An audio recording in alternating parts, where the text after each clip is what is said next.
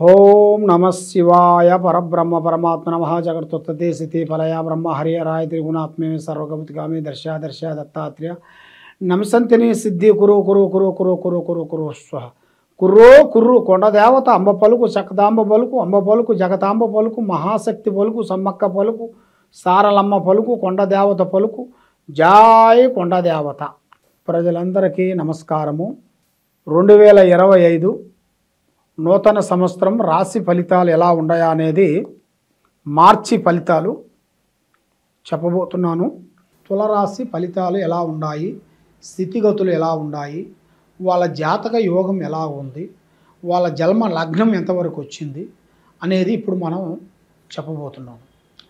ఈ తులరాశి వాళ్ళందరికీ చిత్తా నక్షత్రము 3-4 పాదములు అనగా, స్వాతి నక్షత్రము 1, 2, 3, 4 పాదములు అనగా, విశాఖ నక్షత్రము 1, 2, 3 పాదములు అనగా కలిస్తేనే తులరాశి ఫలితాలు. ఈ తులరాశిలో ఉండవలసిన వాళ్ళందరికీ ఆదాయములో 11, ఖర్చులో 5, రాజపూజిత 2, అవమానాలు 2. కాబట్టి ఈ రాశిలో ఉండవలసిన వాళ్ళకి అదృష్ట యోగము, సంతాన ప్రాప్తి యోగము కనబడుతుంది.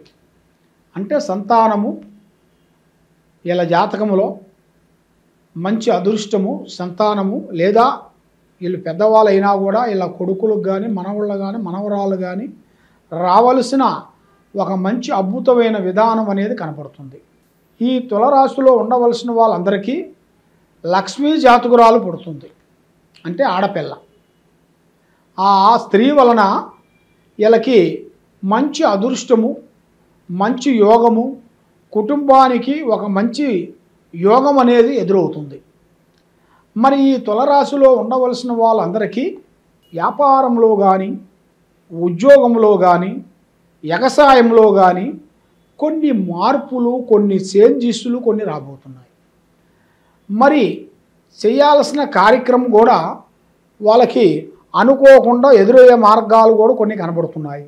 మరి విద్యా రంగంలో చూసుకుంటే మంచి విద్య, మంచి తెలివితేటలు, ఆలోచన, జనాలలో ఒక మంచి గౌరవం అలాంటిది ఇలా జాతకంలో ఉంది. కానీ ఏ విషయమైనా కానీ యథార్థంగా మాట్లాడతాం. ఎదుటివాడు ఏదన్నా బాధలో ఉన్నారా అంటే ఆ బాధ ఏదో ఈ తులరాశి వాళ్ళు పడటం, అలాంటి మనస్తత్వం కలిగిన వాళ్ళు. ఏరే వాళ్ళ పని అంటే ఎంత పనైనా కూడా అవలీలగా చేస్తుంటారు. హెల్పింగ్, అబ్బా వచ్చారు ఏదో మనకు సాయం చేయాలి కదా, దానివల్ల మనకేం మునగదు కదా, మనకు వచ్చారు ఏదో ఒక సాయం కోరారు, ఆ సాయం మనం చూపిస్తాం. ఊరు కానీ ఊరు వచ్చారు, మరి ఈ ఊర్లో మనకి తెలుసు కాబట్టి మనకి అదో ఏదో వచ్చిన వాళ్ళకి ఏదో సాకారం చేయాలి అని ఎంతో ఆలోచనతో హెల్పింగ్ చేస్తుంటారు. వాళ్ళు ఆ హెల్పింగ్ చేసిన తర్వాత వీళ్ళ మొత్తం వాడుకొని కరివేపాకు మాదిరిగా తీసేస్తుంటారు. వీళ్ళతో అవసరాలన్నీ చూసుకుంటారు. అవసరం మొత్తం అయిపోయిన తర్వాత కరివేపాకు మాదిరిగా తీసి పక్కన పెట్టేస్తుంటారు.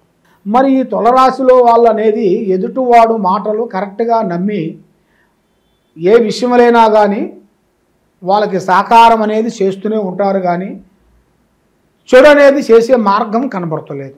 మరి ఈ రాశిలో ఉండవలసిన వాళ్ళకి గతములో 7-8 సంవత్సరాల గతములో 7 నాటి శని వల్ల వీళ్ళు చాలా అధోగతి పాలైపోయి మనశ్శాంతి లేక, ఆరోగ్యాలు బాగోక, మనశ్శాంతి లేక, కుటుంబంలో ఆర్థిక ఇబ్బందుల వల్ల, అన్నదమ్ముల వల్ల, అక్క చెల్లెళ్ళ వల్ల, కుటుంబం వల్ల, కుటుంబంలో బిడ్డల వల్ల, కొంచెం అకస్మాత్తుగా కొన్ని గండాల వల్ల అలాంటి సమస్యలతో సతమతమైపోయి ఇప్పుడు ఇలా జాతకములో మంచి శుభ గడియలు కొన్ని రాబోతున్నాయి. కొన్ని అద్భుతమైన విజయాలని పొందబోతున్నారు. పబ్లిక్లో ఇంకా మంచి గౌరవాన్ని పొందబోతున్నారు. మరి వీళ్ళు ఎంత పోగొట్టుకున్నారో అంతకు 10 సంపాదించుకునే ఆ అదృష్ట గడియలు రాబోతున్నాయి. ఎందువల్ల అంటే ఇలా యోగం కూడా అలాంటి యోగమే.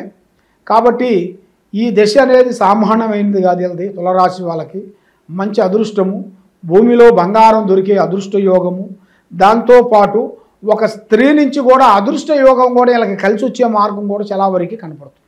అంటే ఒక స్త్రీ నుంచి మంచి అదృష్టము, యోగము, ఫలితము వీళ్ళ జాతకంలో కనపడుతున్నాయి. మరి ముఖ్యంగా వీళ్ళు చేయాల్సిన దైవ పారాధన శ్రీ వెంకటేశ్వర స్వామిని పూజించాలి. మరి దాంతోపాటు శ్రీ కాలభైరవ పూజించాలి. మరి ఆ కాలభైరవుని పొద్దున లేచి తలస్నానం చేసి కాలభైరవ గుడికి వెళ్ళేసి కాలభైరవుకి అభిషేకం చేయాలి. నూనె అభిషేకం, లేదు పాల అభిషేకం, పసుపు అభిషేకం, కుంకుమ అభిషేకం చేసిన దాని వలన ఆ కాలభైరవుడు వలన మంచి తెలివితేటలు, మంచి ఆరోగ్యము, మంచి మంచి పనులు, మంచి మంచి కార్యక్రమాలు తప్పకుండా అభివృద్ధిగా వచ్చే మార్గాలు కూడా ఇలా జాతక యోగంలో కూడా చాలా వరకు కనబడుతున్నాయి. మరి ఎన్నో రోజుల నుంచి రావలసిన కొన్ని పనులు ఇప్పుడు అకస్మాత్తుగా అనుకోకుండా ఎదురయ్యే మార్గము ఇలా జాతకంలో రాబోతుంది. మరి కుటుంబంలో అనేది ఒకళ్ళ మాట ఒకరికి అనుకూలం లేకోకుండా ఉండటం, మానసికంగా కొన్ని ఇబ్బందులు కొన్ని పడటం, అలాంటి కొన్ని సికాకులు కొన్ని పడటం, ఇలాంటి ఇలా జాతక యోగంలో కూడా చాలా వరకు కనబడుతున్నాయి. మరి ఇలా జాతక విధానంలో చూసుకుంటే ఇప్పుడు మంచి టయాలు ఎదురవుతున్నాయి.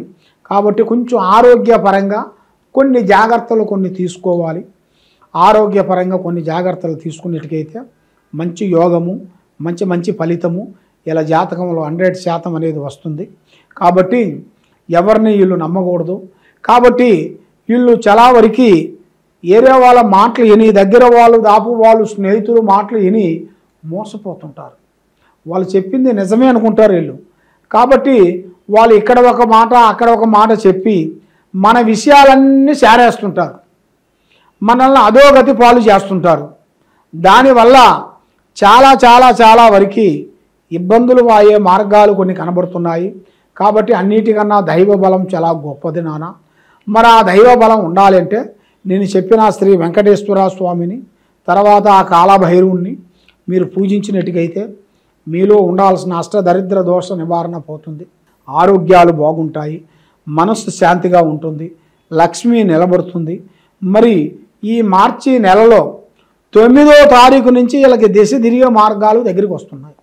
9 నుంచి మంచి మంచి పనులు, కొత్త కొత్త వాళ్ళు పరిచయం కావటం, కొన్ని కంపెనీలు ద్వారాగా కొన్ని బిజినెస్లు కానీ, కొన్ని వ్యాపారస్తులు కానీ, గవర్నమెంట్ డిపార్ట్మెంట్లో ఉండవలసిన వాళ్ళకి కానీ ఎన్నో రోజుల నుంచి రావాల్సిన ప్రమోషన్ మార్పులు కూడా ఇప్పుడు వాళ్ళకి చేంజెస్ కాబోతున్నాయి.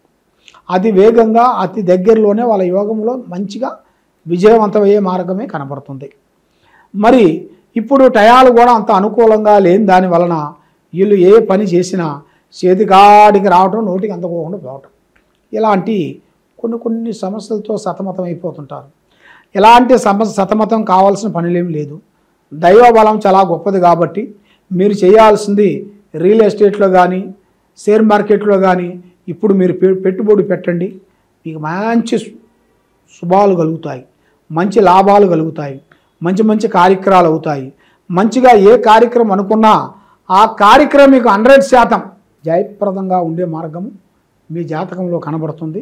కాబట్టి మీరు ఎక్కడెక్కడో పోయి జ్యోతిష్యం చెప్పించుకొని నిరాశ చెంది ఉన్నారు. కాబట్టి తప్పకుండా ఈ కింద ఉండాల్సిన నెంబర్కి సంప్రదించినట్టుకైతే మీ పేరుని బట్టి, మీ సమయాన్ని బట్టి, మీ యోగాన్ని బట్టి, మీ నక్షత్రాన్ని బట్టి, మీ ఇంట్లో ఏముంది, మీ ఒంట్లో ఏముంది, మీరు చేసే ఆఫీసులో ఏముంది, మీరు చేసే వ్యవసాయంలో ఏముంది, మీరు చేసే దుకాణంలో ఏముంది అని మాత్రం చక్రం వేసి గణితం వేసి చూసి చెప్పగలుగుతాం. ఏ సందేహం ఉన్నా ఈ కింద ఉండాల్సిన నెంబర్కి సంప్రదించండి. సర్వో జనా సుఖినో భవంతు. ఓం నమః శివాయ నమః.